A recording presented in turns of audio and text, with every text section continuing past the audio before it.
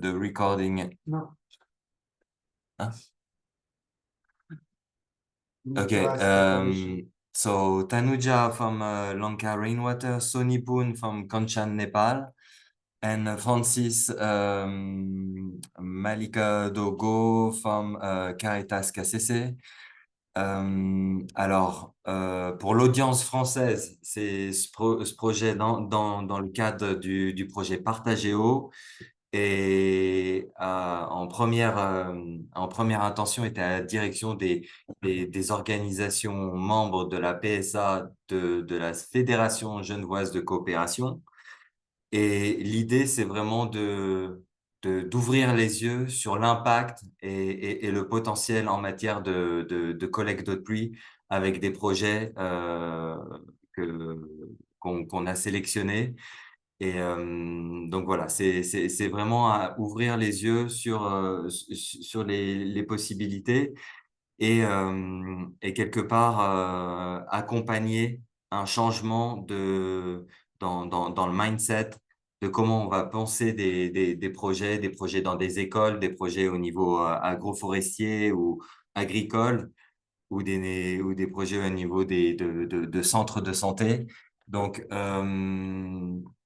donc voilà, ce webinaire sera enregistré et sera disponible par la suite sur les plateformes partagées avec la fédération, la FGC, et également sur le site de l'IRA. Ce qu'on va proposer pour éviter que ça devienne trop lourd, c'est que on va laisser juste les vidéos des présentateurs, les webcams des présentateurs et garder comme ça, éviter de manger toute la bande passante. Voilà, donc comme ça, on éteindra les autres vidéos. Je vais donner la parole en premier à Marion, juste pour une introduction rapide du projet Partagéo. Et puis on donnera la parole à Tanuja pour sa présentation. Merci encore à tous de nous avoir rejoints. On est 19 participants. Marion, à toi de présenter. Okay, hello everyone. I think I will speak in English because most of the people speak English. So thank you, Mark, for the first presentation. The series of 3 webinars that has been offered by IRA is part of most larger project of knowledge sharing project funded by the Fédération genevoise de coopération. It aims to raise awareness among development actors about issues related to rainwater harvesting, fostering a sensitivity to this resource. The goal is for each participant at their own skill and at their own level to integrate rainwater harvesting in their respective projects. So we are engaging Alliance members to share their experiences and on specific topics, such as rainwater harvesting system for now.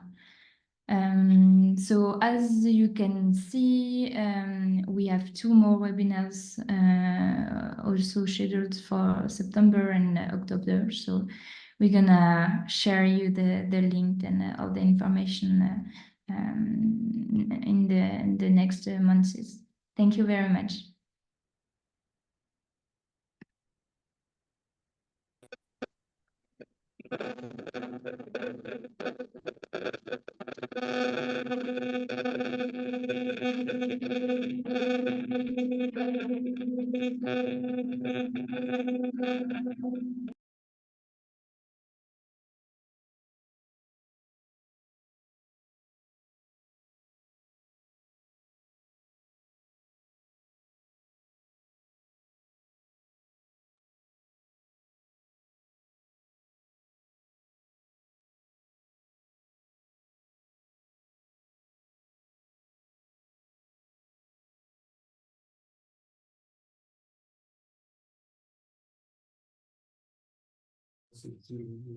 Okay, Tainuja, I mean, if you're good, we're good, like to.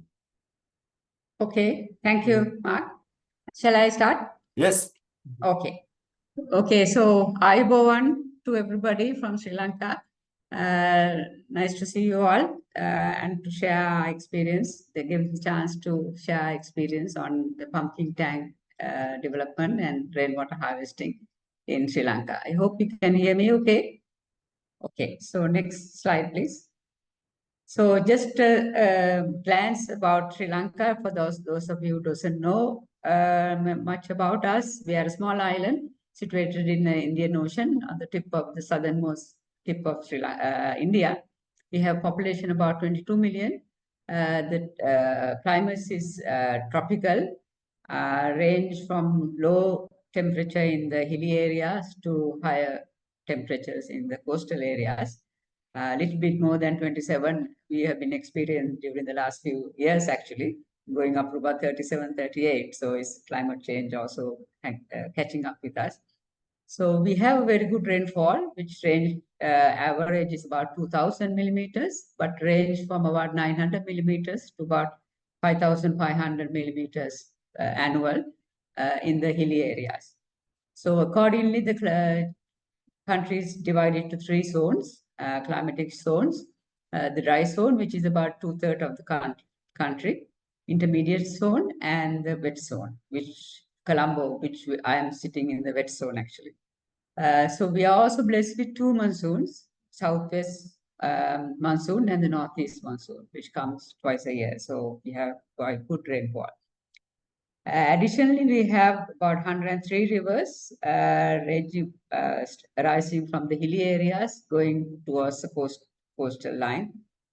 So we are water-wise inundated with a lot of rivers and rain, but we do have frequent droughts and floods and more frequently during the last few years. So pipe water supply is given to about 60% of the population. The rest has to rely on groundwater supply, river, and also the reservoirs that we have, especially in the dry zone areas. Next, please. So, like in many Asian countries and around the world, the rainwater harvesting has been traditionally practiced in Sri Lanka with lots of reservoirs built to collect the bountiful rainfall we have. So, the famous quotation from one of our great kings, King Parakramabahu, let not a drop of rainwater go to the sea without benefiting mankind. So, we have been, as I said, we've been practicing it for many centuries. Next, please. But rainwater harvesting, at least domestic rainwater harvesting as its form, was started through a project which operated in 1992. It's a community water supply and sanitation project, or CWSSP project, which operated in zone districts.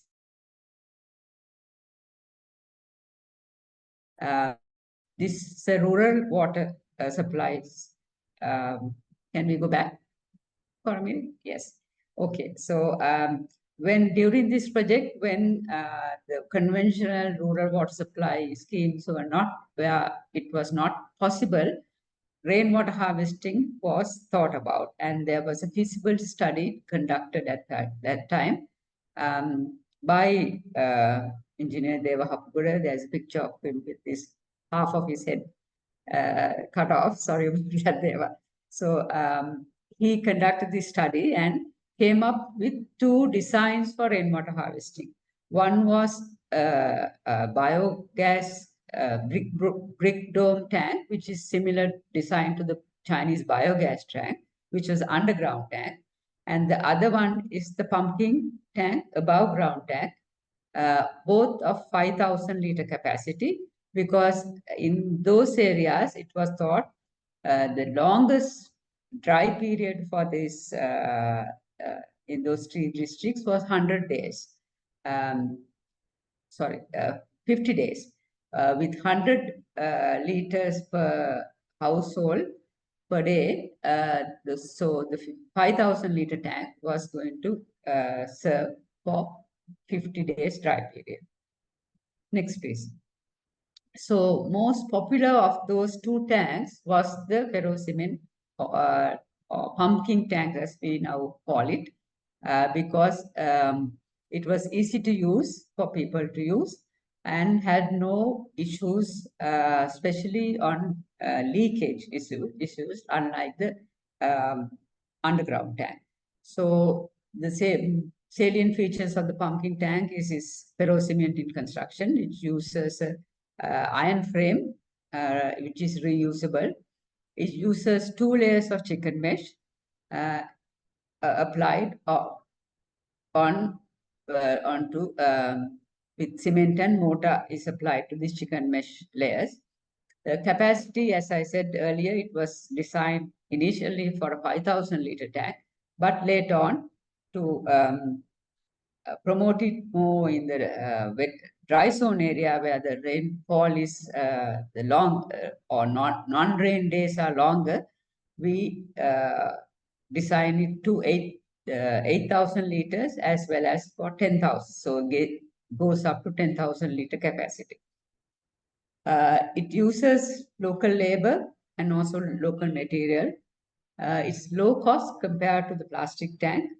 But as you can expect, since 1995, the cost has increased. At the initial stage the cost was only under $100, but now it is for a 5,000 liter tank, the cost is around about $500. Okay, next one, please. So this is just to show you some steps on construction of the pumpkin tank. So initially you have to construct the base, which is a concrete base, in which the pipelines are laid, and then the iron frame goes around this base, and it is held on to the concrete base by a nail and a bolt nail and a nut, as you can see in the picture. So 10 of these iron bars goes around to make this shape, and around these iron bars there is also a 6mm bar which help to support to attach the chicken mesh into this frame. So chicken mesh is attached to the frame right around to the pumpkin shape, and 2 layers are used here because mainly to prevent the cement, when you are applying the cement, going through the frame. So the 2 layers are overlapping each other to lessen the amount of cement that is going through the chicken mesh.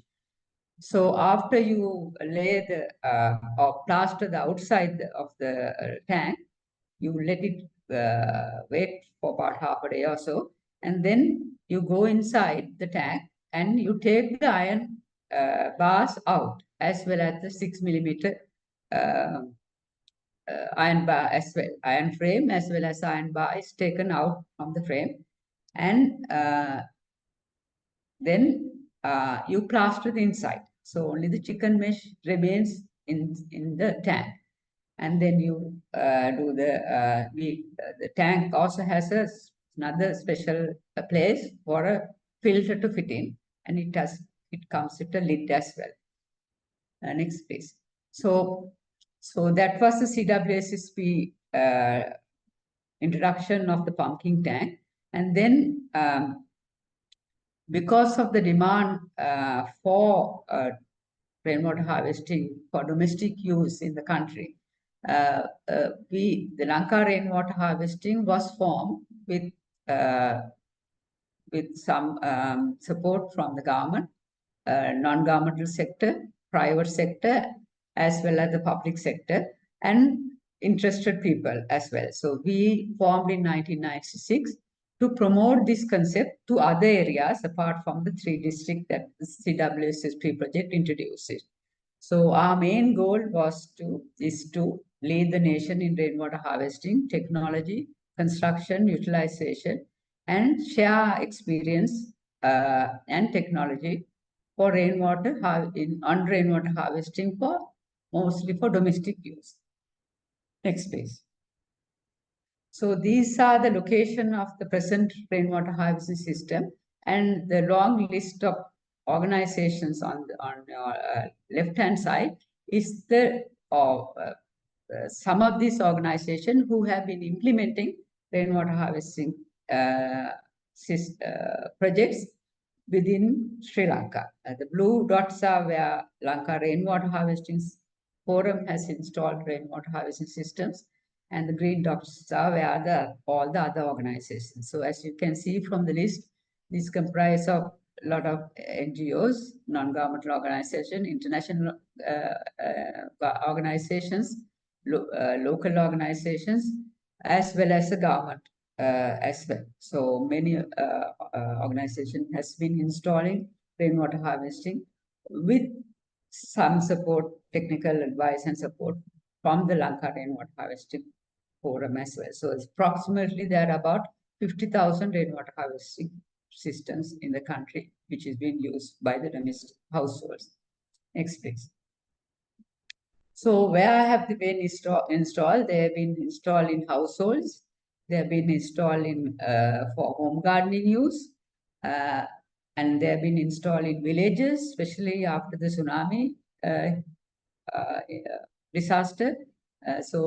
In villages, they've been installed in schools, farms, as well as hospitals. This particular hospital is in the northern part of Sri Lanka, where the groundwater there is very hard water. They cannot use it for the equipment cleaning and things like that. So they use purely rainwater for this purpose. Next, please. So we have been training many people around the island as well as outside Sri Lanka on constructing rainwater harvesting, the pumping rainwater harvesting tank. So I'm proud to say Kanchan Nepal is one of them, the organization where we send women mason, master mason to install and train masons there on how to install the rainwater harvesting system in Kanchan, Nepal. And last year in Sri Lanka, we invited especially the South Asia Rainwater Network members to, they came over to Sri Lanka. There were participants from India, Pakistan, Nepal, Bangladesh, Iran, Uganda, and Malawi. Francis is one of them. Sony is also one of them who participated. They underwent a hands-on training program on installation of the pumping tank here in Sri Lanka last year. Next, please. So not only those countries, but also the pumping tank is spreading across the world. So we have installed a rainwater harvesting tank or pumping tank in Sumida city in front of the museum, Dr. Muresi's museum. So carrying the message in Sinhala, Gataluwa Jale, Visuduma Vasi Jale, which means problem water, solution rainwater. And then so Kanchan Nepal has installed rainwater pumping tank in Pokhara, as well as other partners in Kathmandu as well. And soon, I hope, in Bangladesh be installed, and Francis, I hope you will be installing in Uganda as well. Next, please. So the impact it has given for climate and disaster resilience. It has provided safe drinking water to communities during drought as well as floods. As you know, during floods, the groundwater get contaminated. So the only source, good water quality source is from rainwater harvesting system. And also, if you remember, we had a nearly 30-year war in the north. When people were resettling back after the war, their water sources, facilities were broken down, not being used. So we installed rainwater harvesting systems in one district for this resettling community. As you saw during, after the tsunami, especially in around the coastal area where the water supply systems got cut off for the communities, we installed more than 3,000 rainwater harvesting system around the southern coast as well as the eastern coast. And well as during COVID as well, the rainwater harvesting system has been in use. And also it has been to improve health and hygiene. We have a condition called chronic kidney disease of unknown etiology in the north central parts as well as some of the eastern parts, where there's more than 100,000 patients who suffer from this condition. And most of them prefers to use rainwater because they know it is a pure drinking water, unlike the groundwater that they think it is been contaminated. And also the fluoride in Sri Lanka, the groundwater has high fluoride content in the eastern part, where it caused initially the discoloration of the teeth in children, and later on more serious condition like keratosis after drinking too much of fluoride in water. So this area, for these areas also, rainwater has harvesting systems or pumping tank has been introduced and has supported the household with drinking water. So water at the doorstep for women and children, as you all know, women and children, especially the girl children who are in rural areas, has to go and fetch water. So the pumping tank at the doorstep will support, and especially during Corona period, we find that 92% of the household with rainwater harvesting tanks had water in their tanks during that time.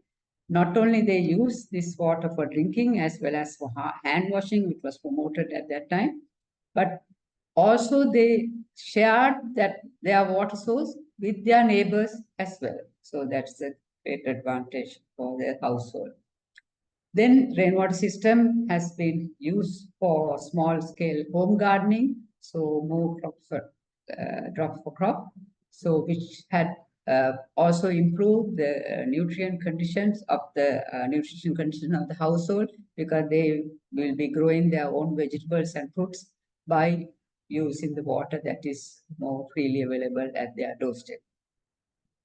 Okay, thank you. I think that might be the end of my presentation. Thank you for your attention. Any questions, I'll be glad to take. Thank you.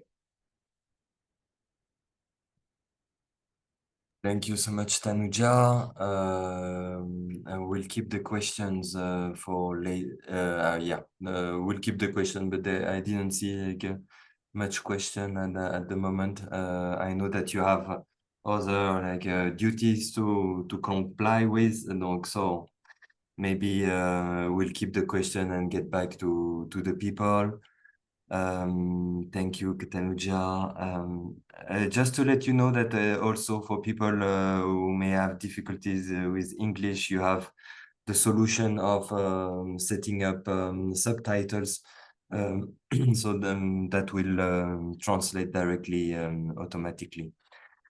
So I think that thank you so much. We will move on. Maybe we take one question. Dharma, what is the cause of less groundwater in Sri Lanka, and why is it not usable? Well, less groundwater is mostly because due to drought. During drought season, the groundwater tables goes down, and it's not in some, not all, but some areas they don't like to use it because of hardness, bad quality, and also especially in this the chronic kidney areas, they suspect there is a lot of contamination from fertilizers and agrochemicals that is being used in those areas. So that's why they don't like, they don't like to drink the groundwater in those areas. Very interesting. Okay, so we'll keep anyway. If we see more questions coming through, we'll keep them and get back to the people later. Thank you so much, Tanuja. We will move on to the next presenter, Soni Poon, project officer at Kanchan, Nepal. Soni, the floor is yours. Thank you, Mark.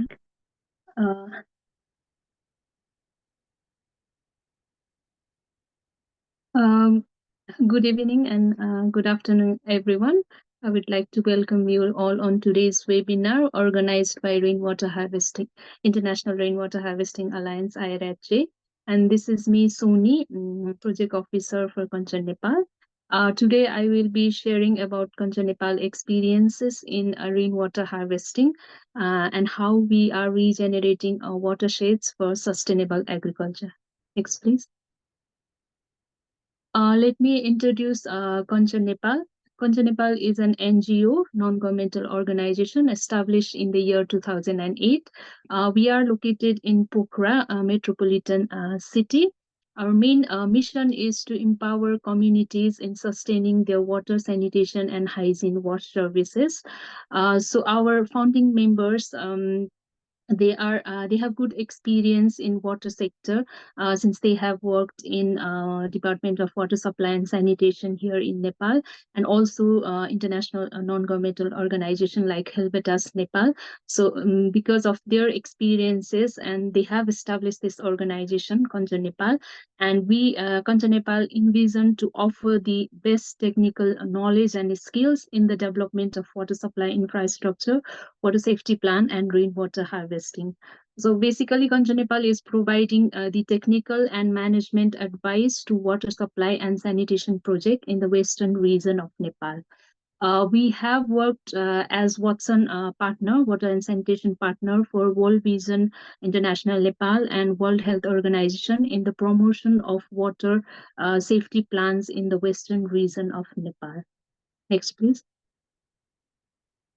So when we have started constructing the rainwater harvesting tanks since 2013, but at household level, we constructed almost like 34 rainwater harvesting systems in Tobang of Chitwan district. Tobang is a village in Chitwan district with Chepang communities. These are like indigenous communities living in the rural parts of Nepal. And due to lack of water, they have less as or poor level of sanitation and hygiene. So we first built a rainwater harvesting tank of 20 cubic meter in the Bulbule Basic School. And since the community people saw the system and how it is beneficial, then we constructed the rainwater harvesting system, and this was done in partnership with Sapana Village Social Impact SVSI and Nepal Benefit Alsmer Netherlands. And this was done around in the year 2018 to 2019. Next, please. So the next, we also constructed a rainwater harvesting system in Mazgaon Secondary School of Ichakamana Rural Municipality in Chitwan District. This was in association with a Rotary Club of Patan South, also in the year 2018 and 19. Next, please. So why we work on rainwater harvesting project? Can you go to the previous slide, please? Like if you look at the geography of Nepal, it's like hills, mountains, and the plain. And we are working mostly in the mid hills. So these are hills lying above more than 1,000 meters from the sea level. And often our settlements are located in the hilltops, and our spring sources are down the hill. So people, next please. People, especially women, have to suffer from water hardship. Like in fetching water, it almost take 1 to 2 hours for water collection. And also in Nepal, our rainfall, average annual rainfall is 1,000 600 mm.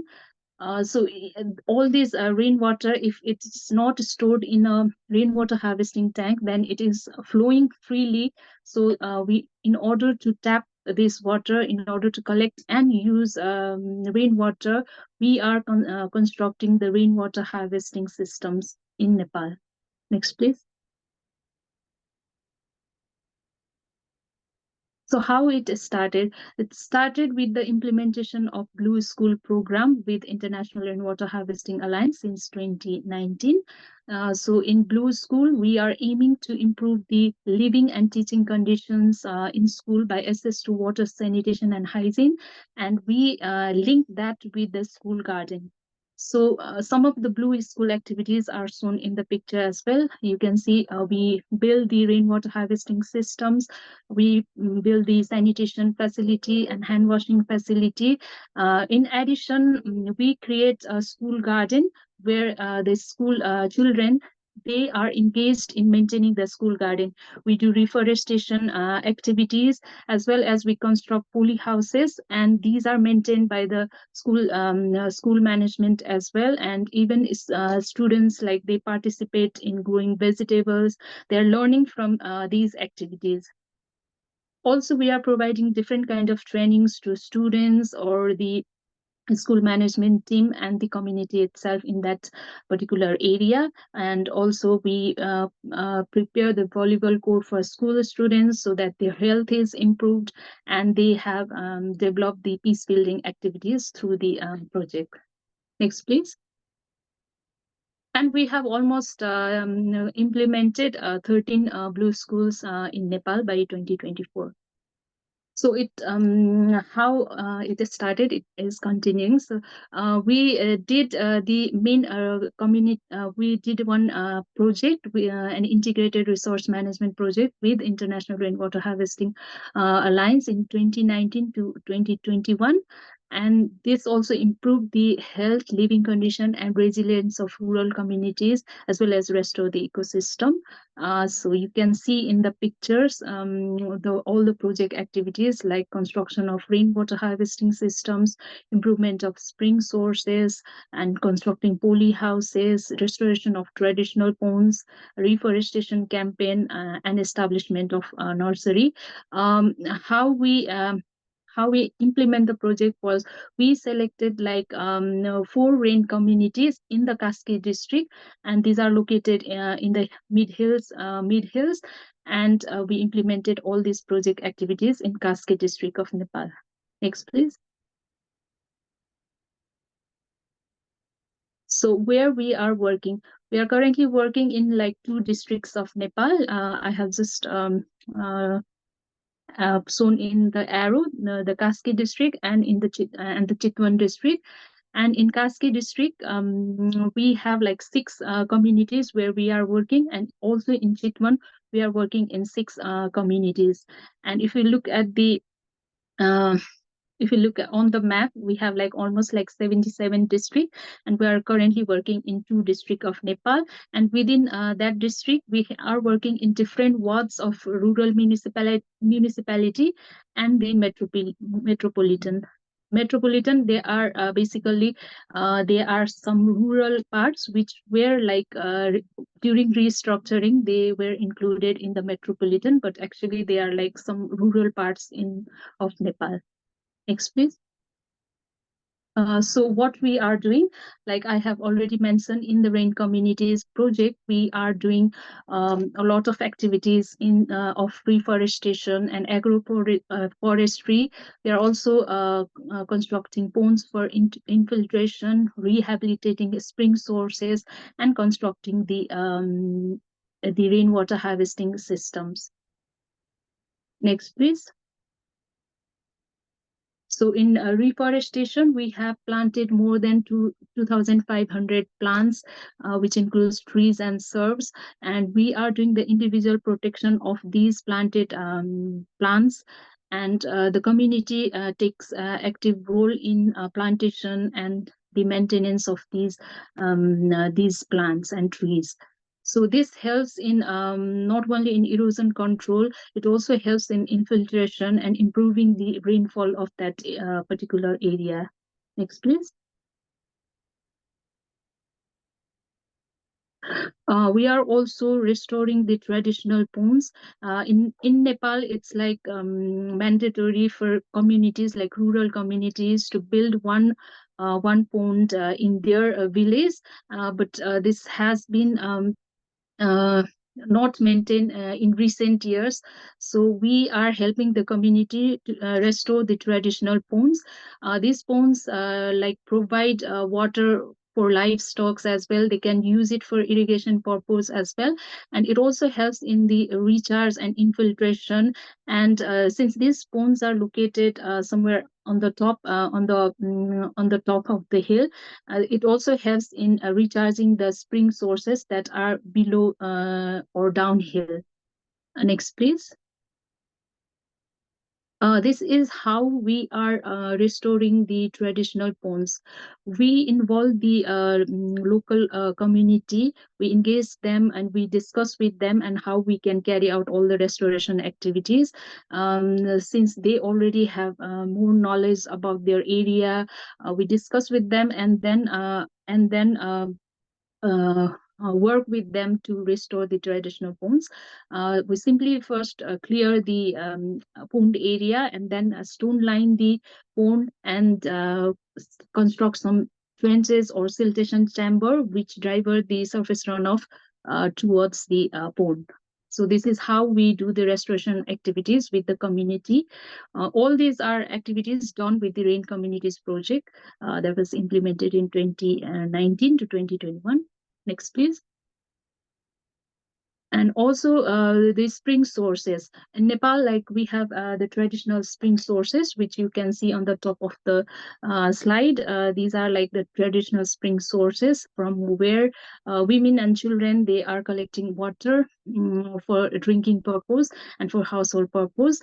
So these spring sources, they are somewhat open sources, and they can be contaminated easily, which will impact their health. So for these spring sources, we are constructing like we first protect the spring source, and then we can construct a reservoir, and we have taps installed in them, so they have like easy access to water, and even like the spring sources are protected and conserved, and it also provide like regular water supply.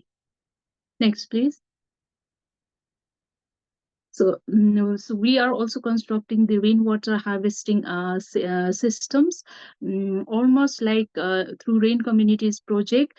We have constructed 30 rainwater harvesting system in the Rain Communities. So the water is mostly used for drinking purpose, sanitation and hygiene, and some households are even using it for kitchen gardening. Next, please. So we recently introduced the pumpkin-shaped rainwater harvesting system that is from Sri Lanka, in Nepal as well. This was done through the technical support of Lanka Rainwater Harvesting Forum from Sri Lanka. We constructed the first rainwater harvesting tank within our rain community. It was in Begnas rain community. And later on, we implemented the same technology in the blue schools, in our blue schools, like the second and fourth pumpkin tank were constructed in the blue school. And we also like provided a technical support to Nepal Water for Health, NEVA, in constructing a pumpkin tank in their office that was done in 2023. And still the journey continues for the pumpkin tank, because we are constructing previous slide. We are constructing through our new project like almost 75 rainwater harvesting systems in our rain communities. Next, please. So these are like the success stories from the rain communities, how implementation of rainwater systems have brought changes in like people's life, like their time is saved in fetching water, and they use their time in looking after children or doing other household activities. Since we also provided the poly houses, some community people, like some women, were engaged in vegetable farming, and they used to make some income through that as well. Next, please. And one of the what is good about rainwater harvesting system is its like sustainability. They can last for more than 20 years. A good example is from from one of our rain communities. She is like, we call her rain lady. She is almost like 83 years old now. And she has been continuously using rainwater since its construction. And she always mentioned to us like, I always use the rainwater and I haven't suffered from any waterborne disease yet. So this in the picture you can see like how her system was in 2011. Like it was operational for almost like 8 years, and in 2021 the system is working. And during our rain communities project, we went to her household, and she needed some minor repairs and maintenance, so we provided her that support.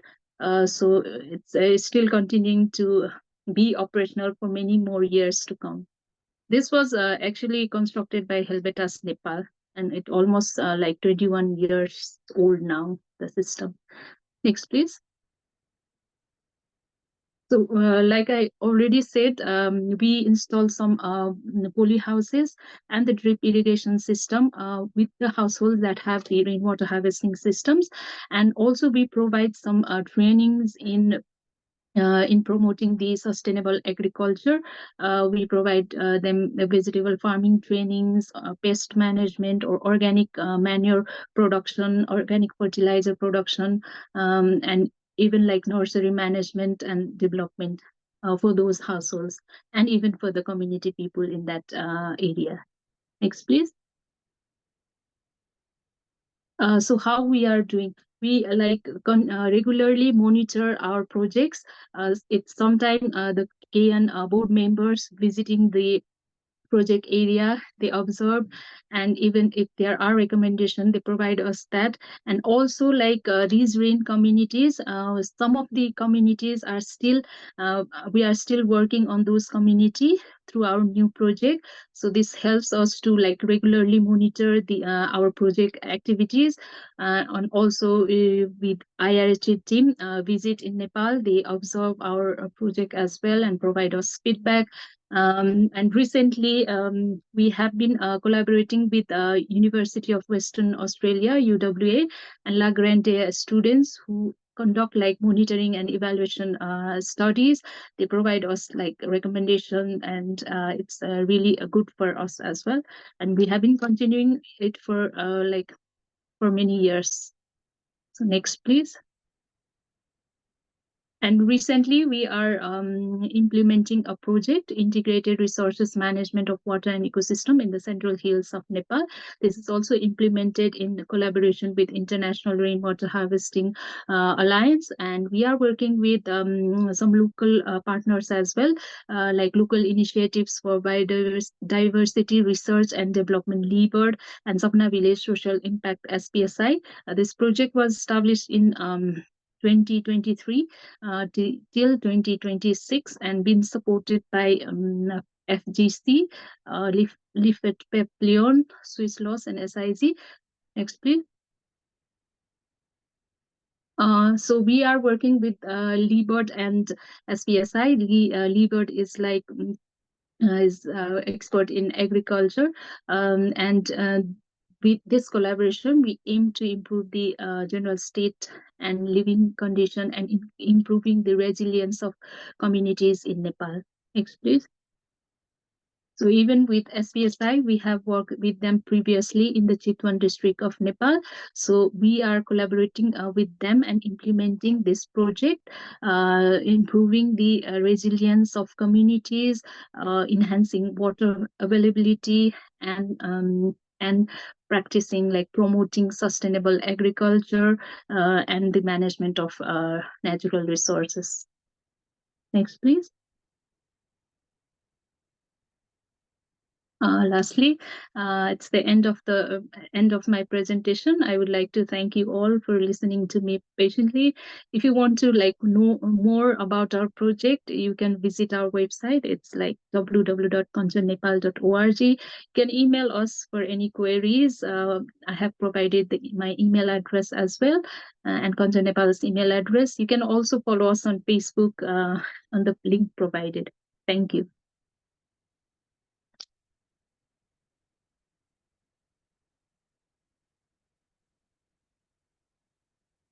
Thank you so much, Sonny. Wonderful presentation.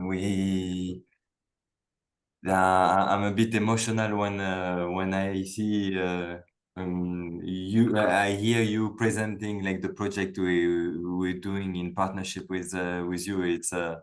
It's very nice, like the diversity of activities and the complexity and how many people we manage to reach out. So yeah, we had a few questions that I think have been answered in the chat. It was related to the quality of water when it comes to rainwater harvesting. So we also put this question in a follow-up email with all the details and all the contact details. So you can get back to Sony or to Tanuja and have more precise answer. We'll try to do our best also like to answer everyone and not let the doubt of water quality, because in many instances, in many cases, actually rainwater harvesting and rainwater is extremely impactful resource, water resource, and can really change the life, like starting from the first rain. So thank you so much, Sony. I mean, we're perfectly on time, so we will continue and we will switch now from Nepal to Uganda, giving the floor to Monsieur Francis from Caritas KCC. Francis, the floor is yours.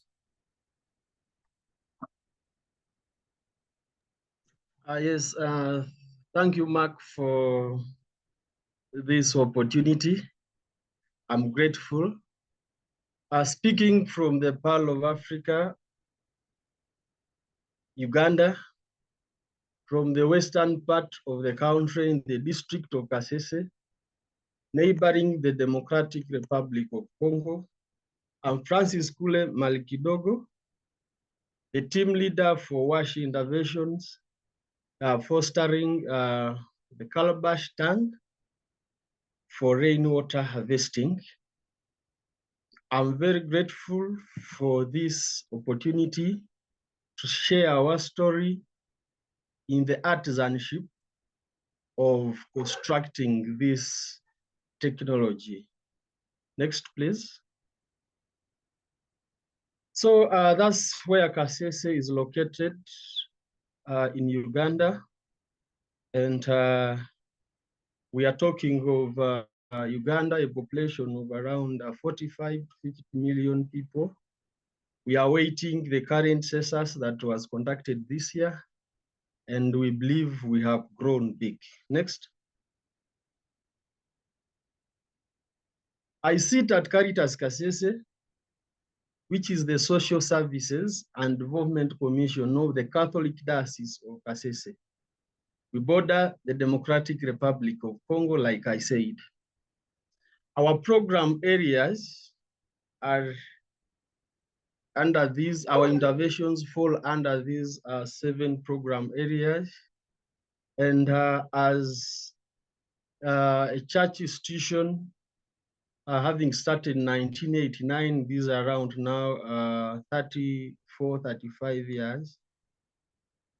Our main focus has been on environment and natural resources management, sustainable agriculture and value addition, emergency response, disaster risk management, livelihoods, issues of inclusive microfinance for vulnerable communities and education for children, interventions in gender, women issues, youth and orphans and vulnerable children, and also strengthening our capacity as an institution to ensure interventions under these program areas are sustainably implemented. As the church, I will say we draw our mandate from the proclamation of our Lord Jesus Christ, where he says in the Gospel of Luke 4:18 that the Spirit has been given to him to bring, a hope to the vulnerable.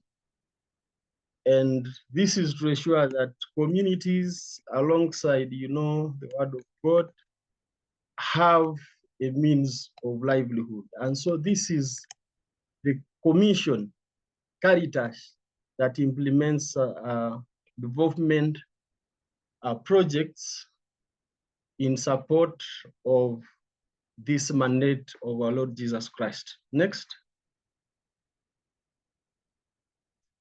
So a glance at the water crisis in Kasese district.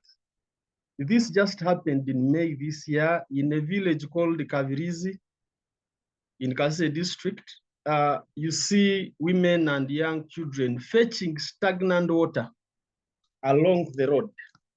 This particular sub-county has no source of water. And so our story of trying to ensure communities can have a service of, putting up storage systems of collecting the rain starts from this story. And so the focus of my presentation is assuring that communities have artisans, masons that can bring a service to the community of putting up storage systems to collect the rain. Otherwise, this water is used for domestic use, apart from drinking, because in this community they have to buy water brought in by trucks, motor vehicles, and 20 liters will cost them around $50. Next. So, ladies and gentlemen, this story caught the attention of a local newspaper, our Daily Monitor in Uganda, and they had to pick interest in this story, and it was published on the 10th of May. So my voice and the voice of the district water engineer, the voice of Han Heinen from the International Rainwater Harvesting Alliance, can be found in this story. Next. And so looking at the rain patterns in Kasese district, we receive, averagely, 1,400 millimeters of water, of rain. And so this makes Kasese a good potential for collecting rain. Next, sir. And so our story starts in 2022. A great thank you to Clean Water Healthy Villages, that is Paul Ackman and the Netherlands, and the technical support of Han Heinen from IRHA, when we had an experiential visit in Masai Land, Narok County in Kenya, where I went to have an experience about the Calabash tank, the rainwater harvesting technology that and my team of Masons at Caritas Kasese are promoting. So I'm going to take you through this story and how we have been able to put an expertise in the communities through training of Masons about this storage system, and what other skills we have been able to attach to this particular masonry skill to ensure that our Masons, our artisans, become more relevant in the community. Next. Yeah, so the technologies are here. particularly I was asked to talk about the Calabash tank, this one you see in red. Yeah, but also like Dr. Tanuja said, we have had an opportunity to also pilot the pumpkin tank here in Uganda and particularly in Kasese district. Next. Yeah, so here comes, a comparison between the Calabash tank and the plastic tank. I will not talk much, you can see this, but quickly I will say in terms of cost, the ferrocement Calabash tank is far cheaper than the plastic tank. Yet the lifespan of this tank is up 25 years.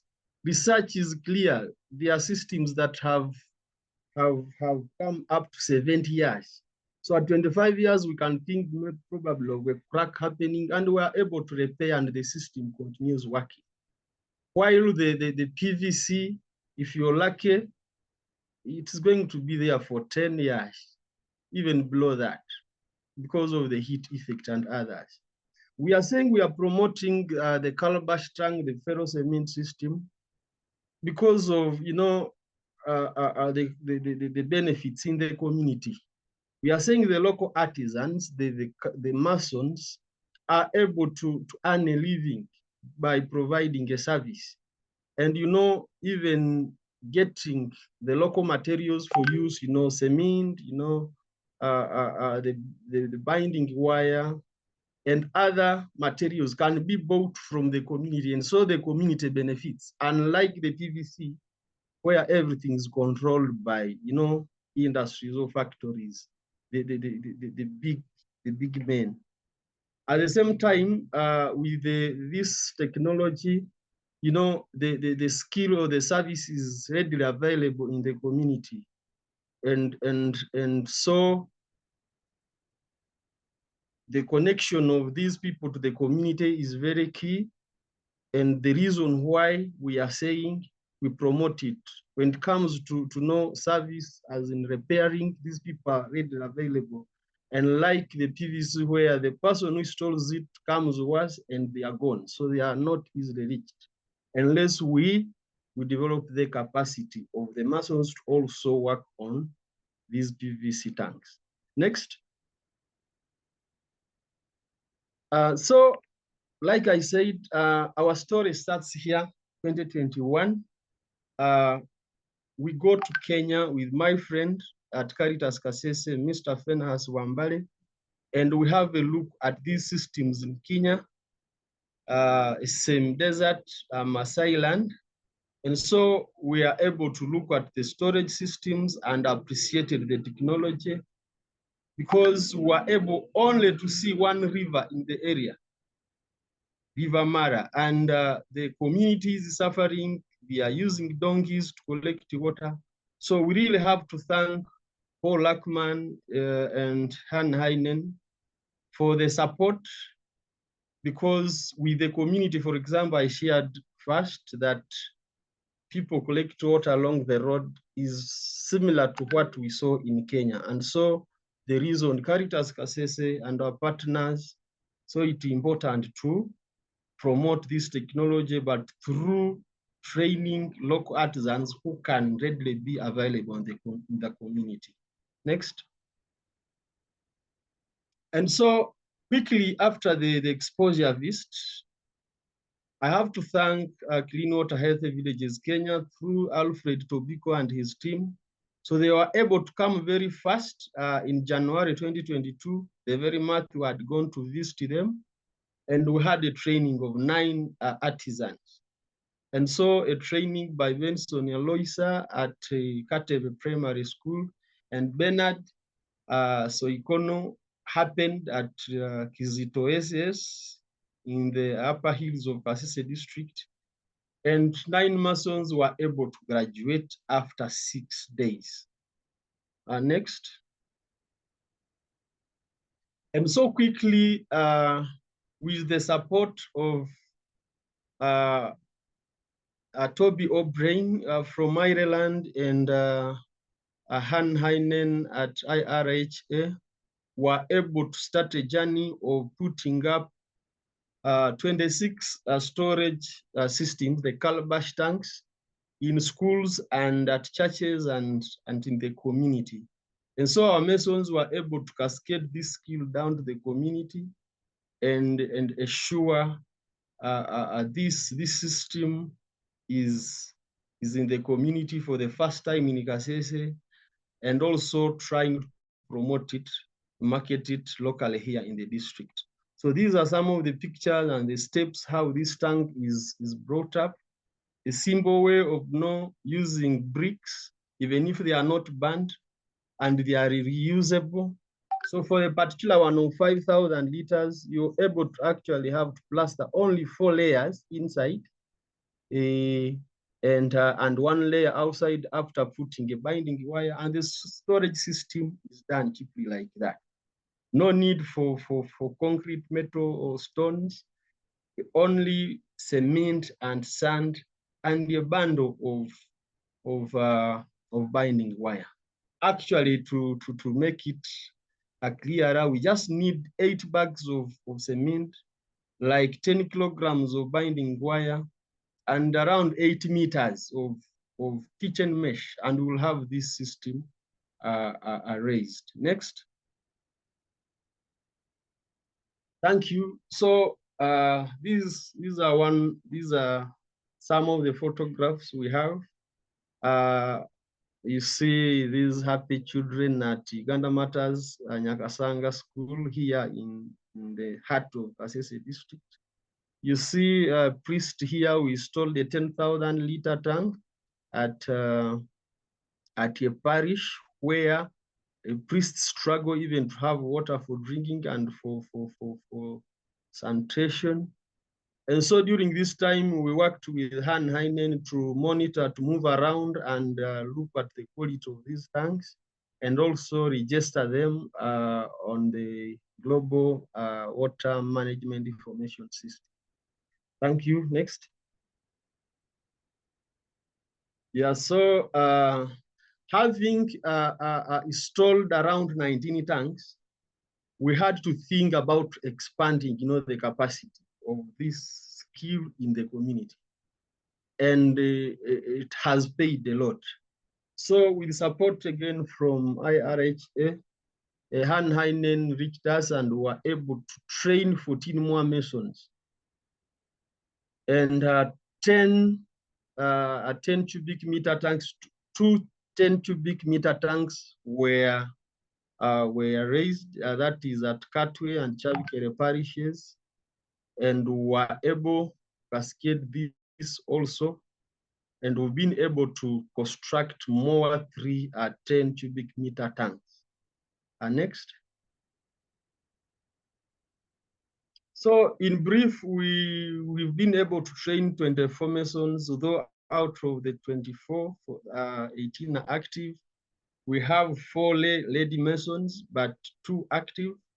So 21 5 cubic meter Calabash stands, 5 10 cubic meter, 8 cubic meter pumpkin tanks. Thank you, Dr.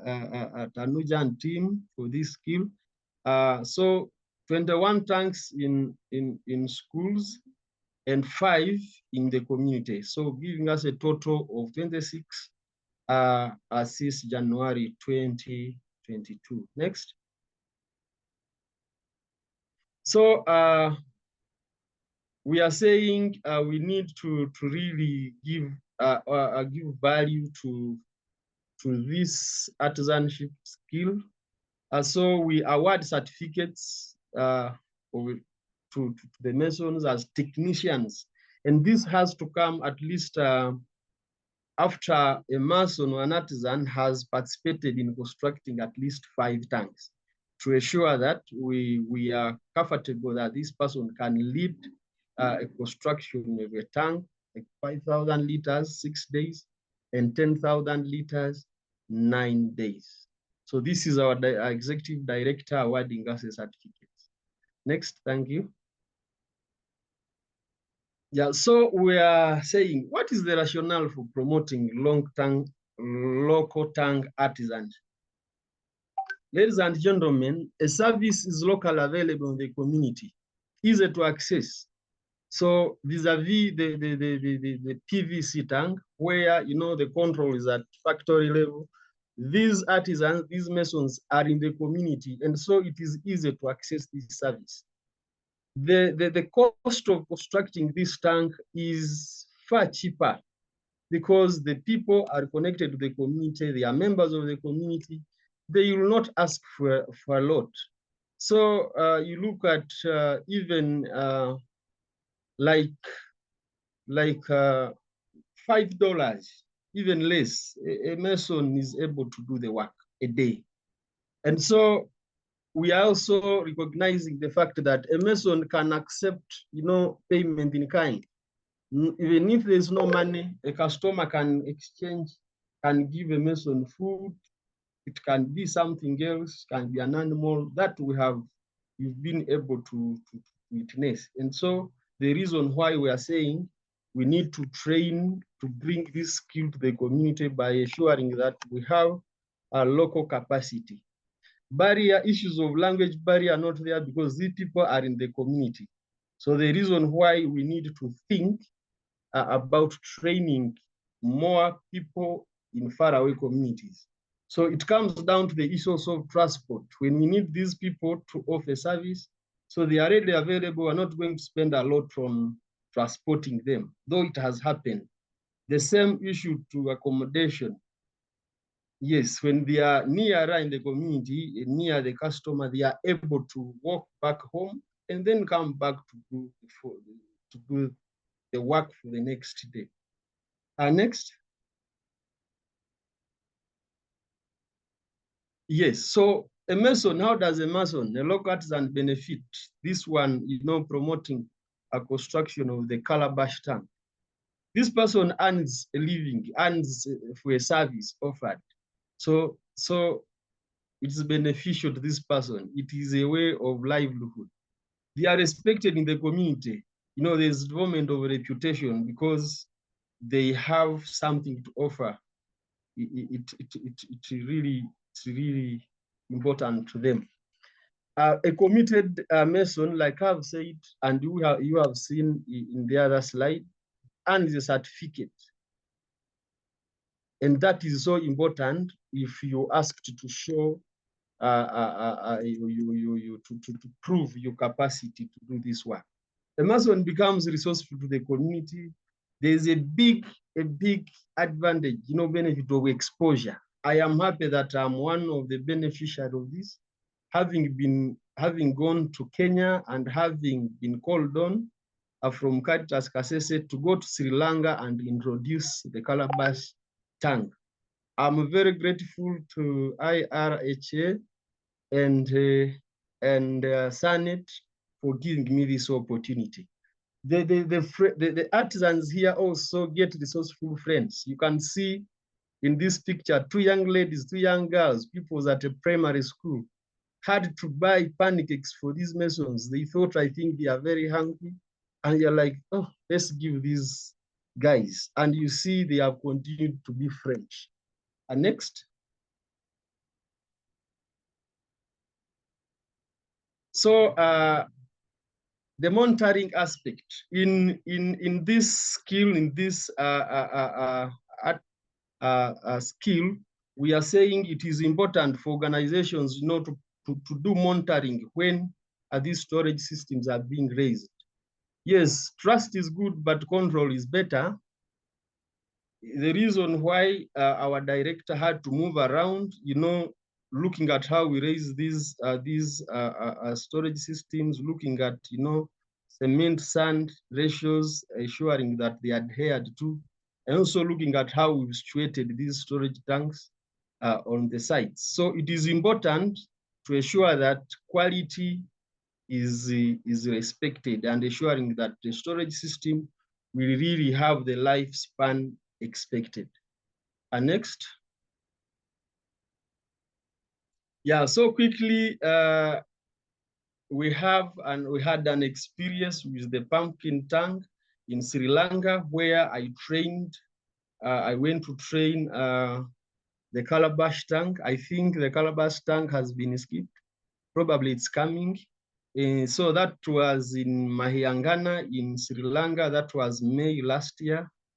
That was the opportunity I and Caritas Kasese had to train in Sri Lanka. Next. So at the same time, I had to attend the second international conference for SANET in Colombo. And thank you so much for this award for introducing this technology, the Calabash tank technology in Sri Lanka. Next. Yeah, so quickly with partnership with IRHA, we were able to do training very fast in Feb this year. Our masons had to be trained in the pumpkin tank as well. And so this gave birth to 2 tanks that are operating and working very well here in Kasese district. Next. Yeah, so that's how it started on the 5th of May. We had to go to class and, look at how these tanks raised. Next. Yeah, so we had this tank raised at a parish, Catholic parish of Kitabu in the diocese, where the priests and the Christians have been struggling to get water. Water is far away, like Son explained, far deep in the valleys, and of course, sharing with animals. So they were very happy, and they are happy. They are telling their story of how this tank has been able to help them. Next.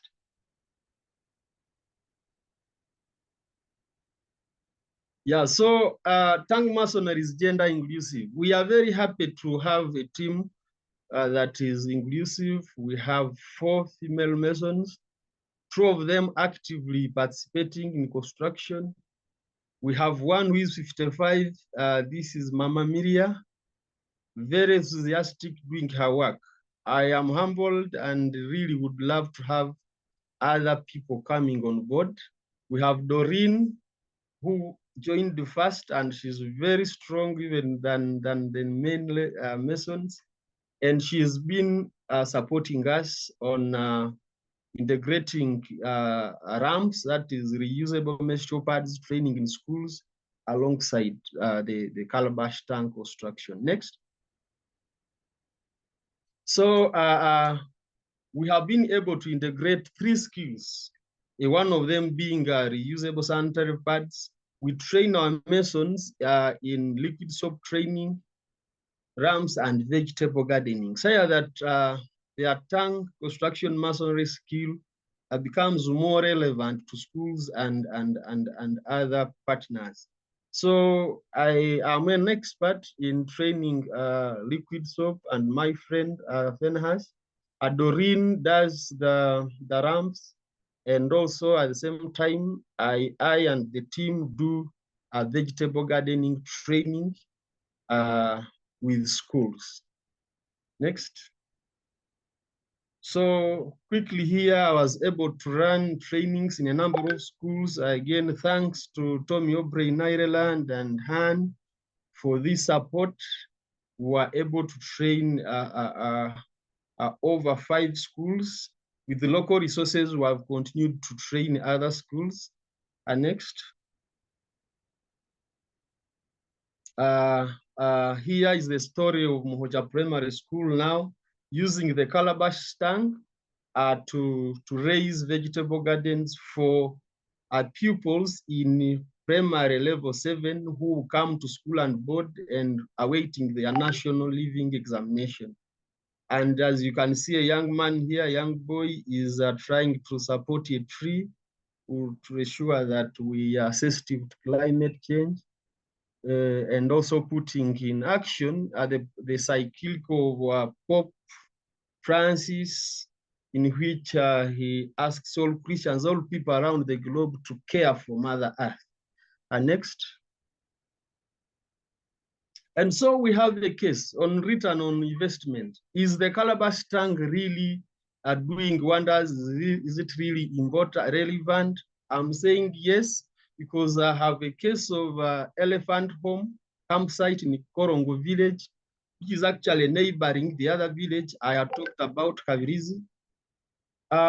In this area, 20 liters costs close to $50.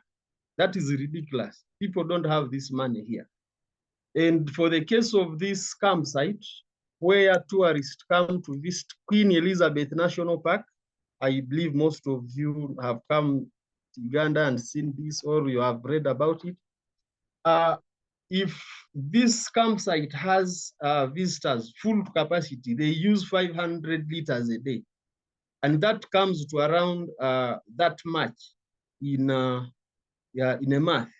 So with the installation of the 10 cubic meter tank, these people have been able to cut cost when the tank is full. You can see all that money. So you see, Han Heinen was here talking to Mr.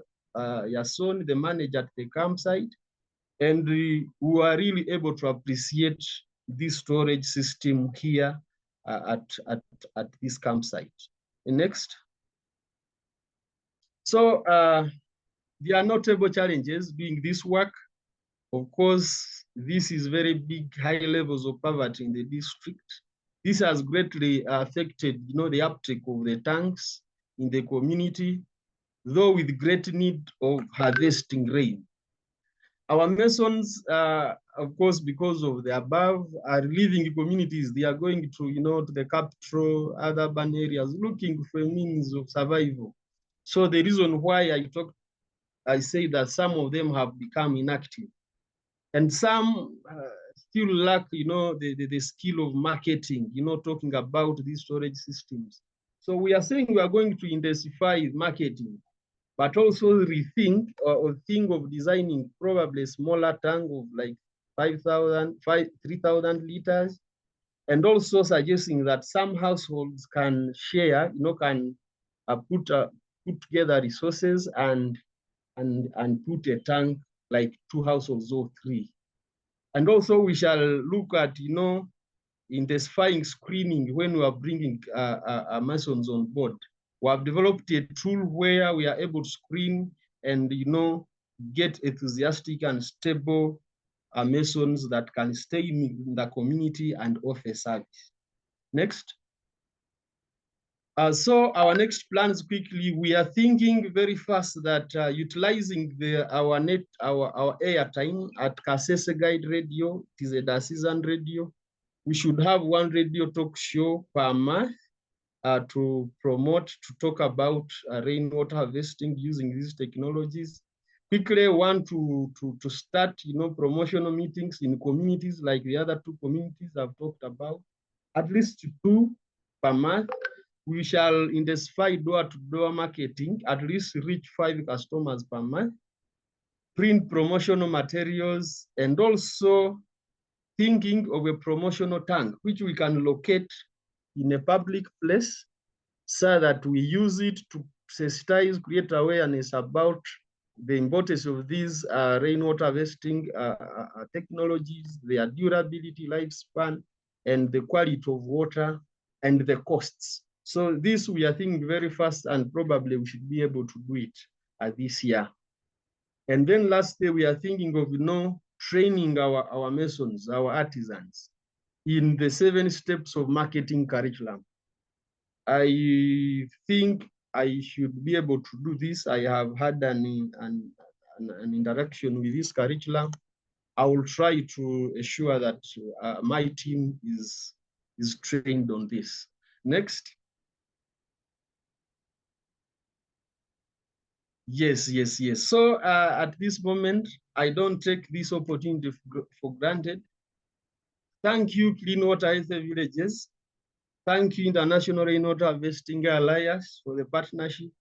I'm really grateful that what we have been able to do in 2 years is, the support of these 2 organizations and a number of friends like Tom O'Brien from Ireland.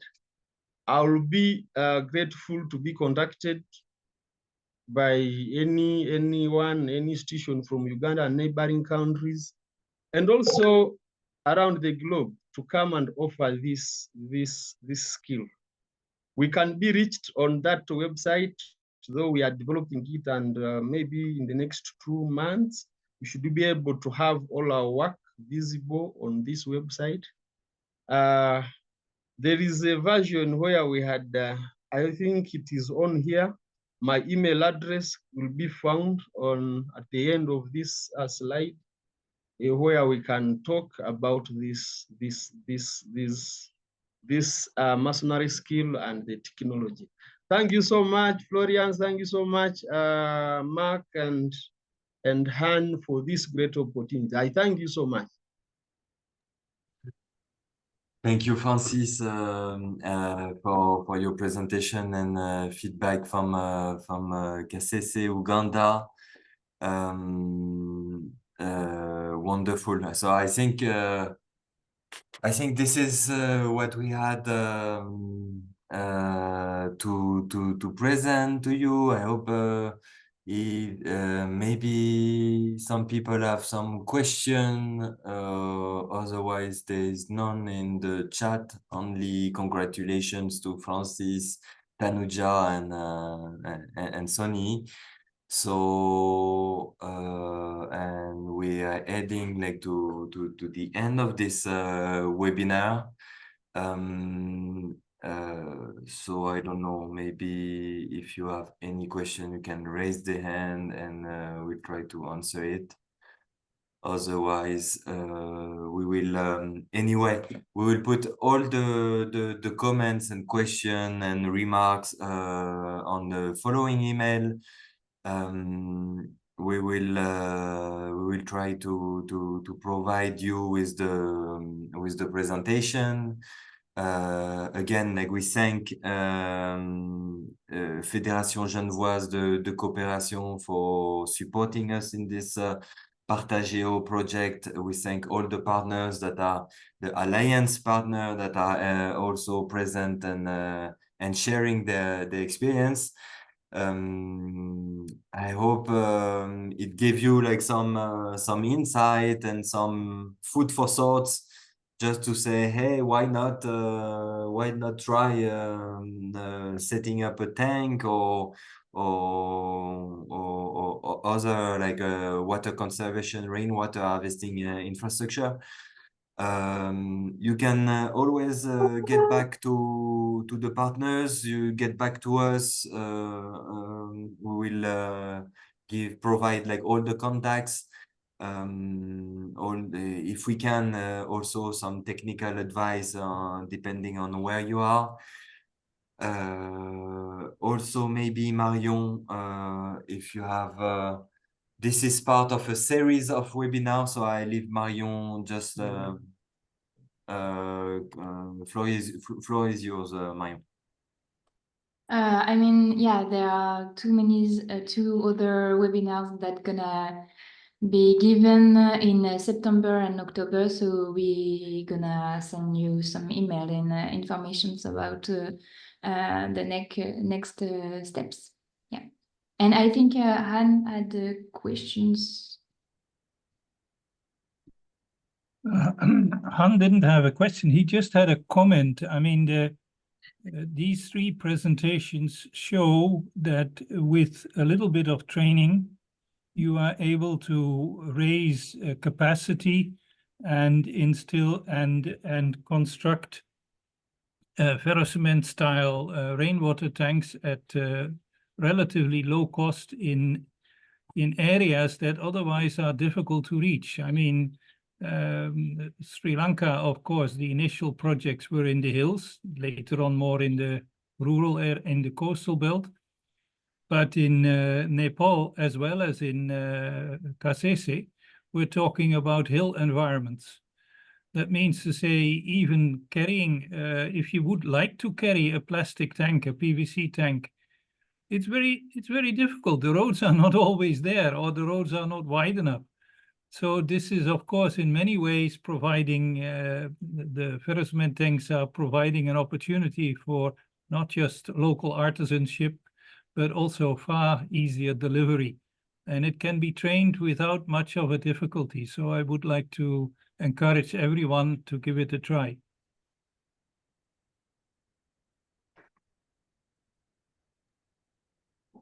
So yeah, you have we're sharing. Thank you, Han.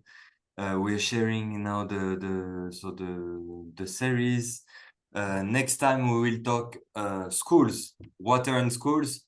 Always the same issue. We have confined environment, 400, sometimes 900 students, and no water.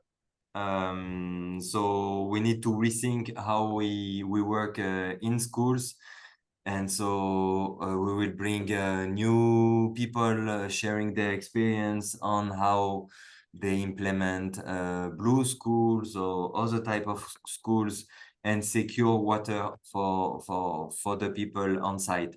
So thank you very much for attending, and we'll get back to you and follow up with an email. Thank you, everyone, and have a great day. Thank you. Bye. Bye-bye. Thank you. Bye. Thank you. Thank you.